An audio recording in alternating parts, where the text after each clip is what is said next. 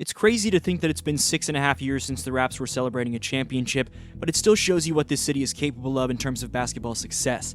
Since Toronto won the Noah Lyles World Championship in 2019, 6 years later, 7 different teams have won the championship in 7 seasons.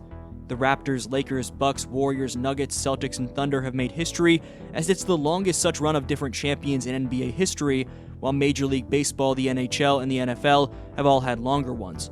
Now don't get it twisted, while the title of this video says the Raptors will achieve championship glory, Toronto's 2019 championship team was something else, and the current squad has a lot of growth and roster retooling to go before it gets anywhere near that level. I mean, the team was carried by an all-time great playoff run from Kawhi Leonard, assisted by an all-time great passing center in Marc Gasol, who they picked up at the deadline, and second option by Pascal Siakam and Kyle Lowry, who were outstanding in clutch moments, as the two each scored 26 in the closeout Game 6 at Oracle Arena, which was also the final NBA game played in that former Warriors venue. Don't forget about the paint being anchored by legendary shot blocker Serge Ibaka.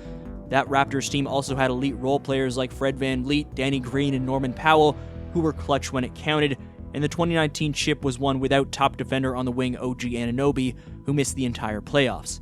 Skipping ahead 6 years later, and the base roster that eventually evolved into that 2019 team draws similarities to the current roster entering the 2025-26 campaign.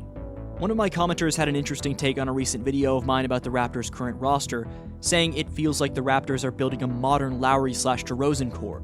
Barnes equals Lowry, a gritty defender and high IQ playmaker who just needs a 3-ball. Ingram equals DeRozan, a mid-range killer who can create his own shot while being a solid playmaker/defender. Not exact copies, but the parallels are there. Today's NBA needs more 3-point spacing, so they'll have to evolve, but with the right supporting cast, this duo could be the modern Raptors identity.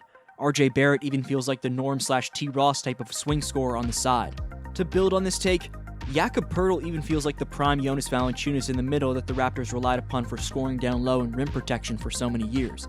That said, I think Jakob is a bit better of a defender than Jonas, but I'm just making the point that this team has a bunch of foundational pieces. For this current Raptors team led by Scottie Barnes and Brandon Ingram at the head of the snake, the key will be how much these two mesh as a duo, in addition to how the talented yet in some cases overlapping pieces around them all fit in. What I mean by overlapping pieces is the fact that RJ Barrett and Immanuel Quickley are similar in terms of how they like to operate with the ball in their hands and create offense in the pick and roll. If they can both play off the ball more effectively, then you can expect the Raptors to be a much better offensive team. However, if they're each demanding the rock all the time and fighting for possessions, things get stagnant and redundant real quick. Off the bench, there's going to be a real battle for minutes this season between the roster's young guns. At the shooting guard/small forward spot specifically, Grady Dick, Ochai Agbaji, Jacoby Walter, AJ Lawson, and Jamison Battle will all be competing for minutes behind RJ Barrett and Brandon Ingram. Meanwhile, Jamal Shead seems to have the backup point guard spot locked down, but Jamal needs to avoid having a sophomore slump at all costs and show that he has flashes of both Kyle Lowry and Fred VanVleet in his bag. Out of any young player for the Raptors, in terms of between Jamal, Walter, Battle, Mobo, rookie Colin Murray-Boyles, and sophomore Ulrich Chomche, Shead is the most ready to break out. Up front, the combination of Sandro Mamukelashvili and Jonathan Mobo will be a versatile and intriguing combo of frontcourt weapons to back up Scottie Barnes and Jakob Poeltl at the 4 and 5 spots.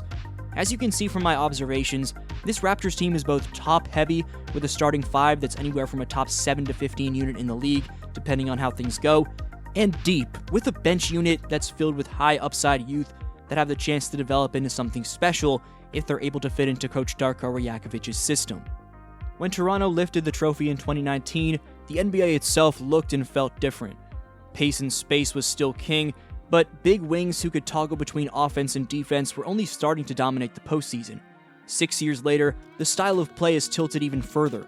Offenses run faster, use more 5-out spacing, and punish mid-range inefficiency unless it's truly elite.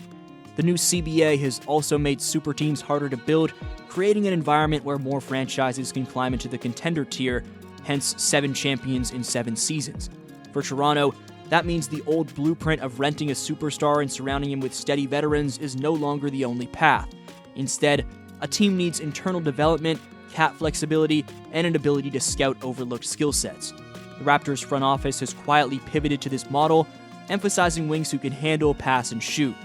This shift changes not just who they draft, but how they teach the game inside the organization. Another overlooked difference between 2019 and now is how much Canadian basketball itself has exploded. Back then, Toronto's championship felt like an exclamation point. Today, it feels like the beginning of a pipeline. More Canadian players are starring across the NBA and international competitions, creating a natural recruitment and marketing advantage for the Raptors.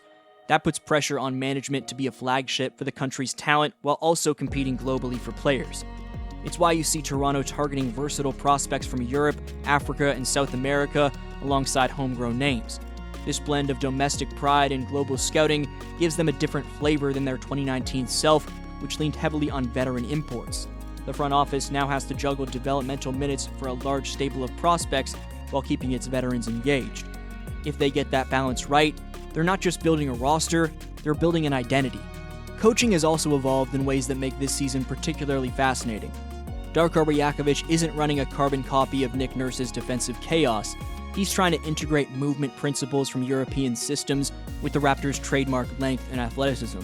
That means more off-ball screening, more creative use of the short roll, and an emphasis on turning defensive stops into early offense threes rather than mid-range isolations.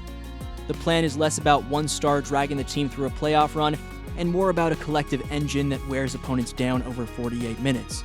In this sense, Barnes and Ingram aren't expected to be Kawhi clones. They're hubs around which the whole group can orbit. It's a subtle but crucial shift in philosophy, one that could unlock players like Grady Dick or Ochai Agbaji as high-impact movement shooters instead of stationary spot-ups.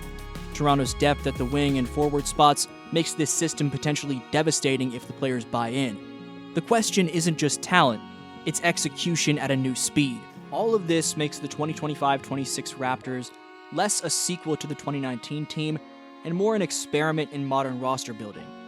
They've accumulated a bench full of players who can run, switch, and shoot in lineups that resemble the old Lowry/DeRozan era. The intrigue isn't whether Barrett is the new Norm Powell, but whether multiple young wings can carve out defined roles before the trade deadline.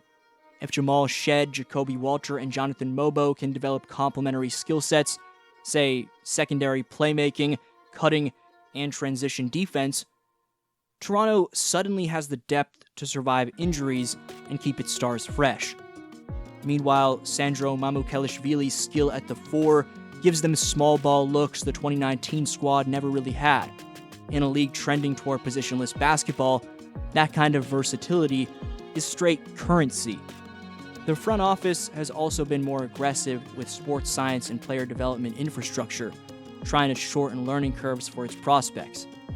If it all clicks, the Raptors won't be chasing the ghosts of 2019. They'll be carving out a new model for how to win in the post-superteam era.